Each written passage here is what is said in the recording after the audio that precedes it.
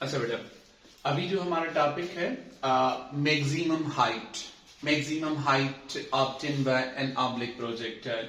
It means maximum vertical distance obtained by an oblique projectile is known as maximum height. So simply हम इस तरह से इसको explain कर सकते हैं, whenever we throw an particle, a projectile which is oblique in nature. Oblique projectile means a projectile projected at an angle with the horizontal. अगर कोई पार्टिकल आप यहाँ पर कंसीडर करके इसको कुछ एंगल पर थ्रो कर रहे हैं किसी इनिशियल वेलोसिटी के साथ, तो ये पार्टिकल कुछ इस तरह मूव तो करके आएगा, लेकिन इसकी जो मैक्सिमम वर्टिकल हाइट है वो कितनी होगी और वो किस चीजों पर डिपेंड कर रही है, अभी हमारा टॉपिक ये है। और उसका फार्मूला क्या होगा, उसकी डिपेंडेंस के जो वेरिएबल्स हैं वो कौन कौन से फैक्टर्स होंगे।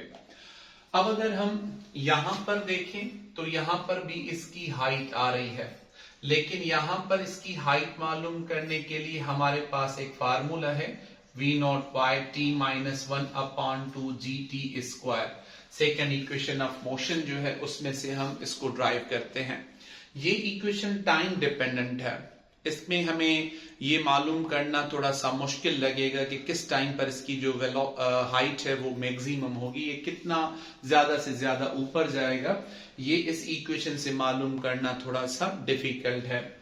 तो इस वजह से हम कोई ऐसी इक्वेशन बनाने की कोशिश कर रहे हैं जो टाइम इंडिपेंडेंट हो, टाइम पर डिपेंड ना करे, और ये जो मैक्सिमम हाइट है वो इंस्टेंटेनियस ना हो, क्योंकि आप इस पिक्चर में देख रहे हैं यहां पर इसकी हाइट कुछ और है, यहां पर कुछ और है, यहां पर कुछ और है, लेकिन इस पर्टिकुलर पॉइंट पे इसकी जो हाइट है वो मैक्सिमम आ रही है।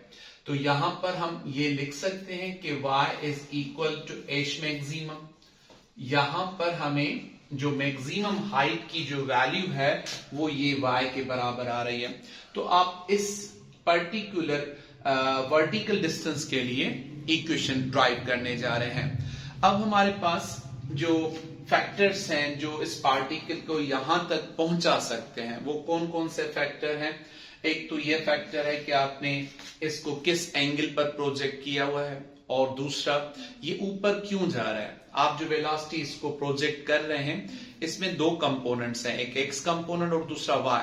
तो ये ऊपर क्यों जाएगा, वाई कंपोनेंट की वजह से या एक्स कंपोनेंट की वजह से। तो सिंपल आंसर है वाई कंपोनेंट की वजह से। तो वाई कंपोनेंट्स कब बढ़ेगा, जब आप इसकी एंगल बढ़ाते हैं, साइन थीटा डिपेंडेंट होता है। और दूसरा इनिशियल वेलोसिटी, जो इनिशियल वेलोसिटी ज्यादा होगी तो ऑटोमेटिकली इसका जो वर्टिकल डिस्टेंस है वो मैक्सिमम आ जाएगा।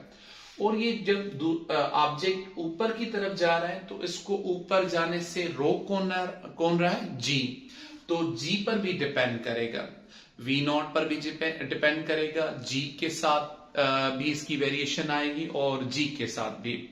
तो हमारे पास एक्चुअली वर्किंग जो वेरिएबल्स नजर आ रहे हैं यहाँ पर मैक्सिमम हाइट के लिए वो तीन है, इनिशियल वेलोसिटी, ग्रेविटी और angle.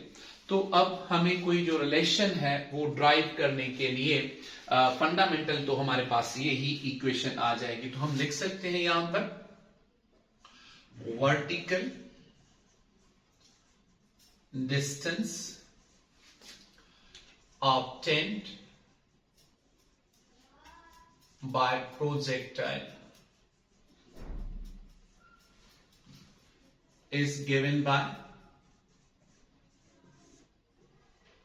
y is equal to v0yt minus half gt²। ये जो वैल्यू इंस्टेंटेनियस हाइट के लिए है वही हमने यहां पर यूज कर लिया है, v0yt minus 1/2gt²। अब यहां पर देख लें कि इस पॉइंट तक जो आपकी y आ रही है उसको हम h मैक्सिमम के बराबर ले रहे हैं, और यहां तक पहुंचने के लिए जो टाइम लगेगा वो t होगा, जो मैंने पिछले लेक्चर में कहा हुआ था कि टाइम ऑफ असेंडिंग, उसका जो वैल्यू आ रहा है वो v0y/g है। तो टाइम का जो वैल्यू है वो v0y/g और y का जो वैल्यू है h मैक्सिमम। तो ये दोनों वैल्यूज हम यहां पर रिप्लेस कर सकते हैं। y का जो वैल्यू है उसको हम यहां पर लिख सकते हैं h maximum is equal to v naught y। अच्छा, टाइम का वैल्यू हम क्या लिखें, v naught y upon g। t के लिए हमने ये वाला जो वैल्यू है इक्वेशन है वो यहां पर मेंशन कर ले। इसके बाद आ रही -1 अपॉन 2 और इसके बाद g का वैल्यू, और यहां पर हमारे पास इक्वेशन है again v naught y over g with the square. अच्छा, v naught y multiply by v naught y square upon g, इसके बाद फार्मूला का माइनस।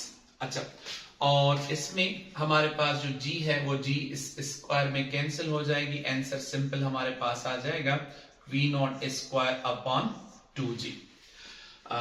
ये वाला जो 2 है वो हमने यहीं पर रिप्लेस कर लिया, g स्क्वायर में कैंसिल v नॉट y का स्क्वायर आ गया। तो यहां पर अब दो कॉमन फ्रैक्शंस के फैक्टर्स आ रहे हैं, इनको अगर हम सिंप्लीफाई कर लें तो एलसीएम के साथ, सो 2g, इसको सॉल्व कर लें तो 2v not y square minus v naught y square. 2v not y square में से अगर आप v नॉट स्क्वायर माइनस कर लें तो आपका फार्मूला बन जाता है v naught y square upon 2g। h maximum के लिए ये हमारे पास एक रिलेशन आ रहा है। इसको अगर हम फर्दर ओपन कर लें तो इसका जो वैल्यू आ जाएगा h मैक्सिमम का वो हमारे पास कुछ ये आ रहा है v naught square sine square theta upon 2g। तो h मैक्सिमम के लिए ये फार्मूला एक बन रहा है। इसमें आप देखें कि 3 वेरिएबल जो मैंने पहले डिस्कस किए, इनिशियल वेलोसिटी रिक्वायर्ड है और थीटा रिक्वायर्ड है और g, इन 3 चीजों पर हमारे h मैक्सिमम डिपेंड कर रही है। अगर आप थोड़ा सा गौर कर लें, जो प्रीवियस टॉपिक है टोटल टाइम ऑफ फ्लाइट या टाइम ऑफ असेंडिंग, उसमें भी ये 3 वेरिएबल थे, v नॉट थी, थीटा थी और g थी। यहां पर भी वही वेरिएबल्स हैं, लेकिन इनके जो रिलेशंस बन रहे हैं वो कुछ और हैं। हम यहां पर ये नोट कर सकते हैं कि h maximum is directly proportional to v naught square. Time of flight के लिए ये था कि अगर टाइम बढ़ाएंगे, वेलोसिटी डबल करेंगे तो टाइम ऑफ असेंडिंग डबल हो जाएगा। लेकिन यहां पर क्या है कि वेलोसिटी डबल करने से मैक्सिमम हाइट 4 टाइम्स इंक्रीज हो जाता है।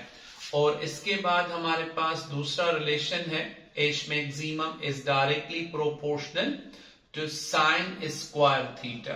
ये जो हमारे पास एक रिलेशन आ रहा है साइन स्क्वायर थीटा का, वो वैल्यू यहां पर बन रहा है। और आखिरी जो वैल्यू है वो हमारे पास आ रहा है h maximum is inversely proportional to g। इसका मकसद है कि एंगल बढ़ाने से भी h मैक्सिमम का वैल्यू बढ़ेगा और इनिशियल वेलोसिटी बढ़ाने से भी इसका जो मैक्सिमम हाइट का वैल्यू है वो इंक्रीज हो जाएगा। लेकिन g का जो वैल्यू है वो इंक्रीज करने से h मैक्सिमम कम हो जाती है। अगर हम इक्वेटर और पोल की बात कर लें तो इक्वेटर पर हमारे पास g का जो वैल्यू है वो कुछ ना कुछ कम आता है और पोल पर ज्यादा होता है। तो अगर दोनों को कंपेयर कर लें तो थोड़ा सा फर्क आ जाएगा। जो हमारे पास हाइट है वो पोल पर ज्यादा मिलेगी प्रोजेक्टाइल के लिए और जो हमारे पास इक्वेटर है उस पर कम आ जाती है। अगर इनको कंपेयर कर लें अर्थ और मून के लिए तो अर्थ पर जो ग्रेविटी का जो वैल्यू है वो 6 टाइम कम है। तो 6 टाइम कम होने की वजह से हमारे पास इसका वैल्यू क्या आ जाएगा बेटा, उसका जो 6 टाइम कम होना है तो इसकी वजह से h मैक्सिमम का जो वैल्यू है वो 6 टाइम इंक्रीज हो जाता है। तो ये जो h मैक्सिमम के जो वैल्यूज हैं इस पर आपकी इजीली कैलकुलेशन हो जाती है without any information of time.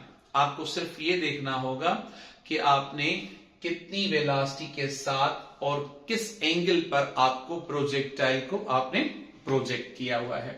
तो इसके बाद ये वर्टिकल डिस्टेंस के लिए था टॉपिक, और दूसरा अभी हमारे पास जो टॉपिक आएगा वो है हमारे पास रेंज के लिए।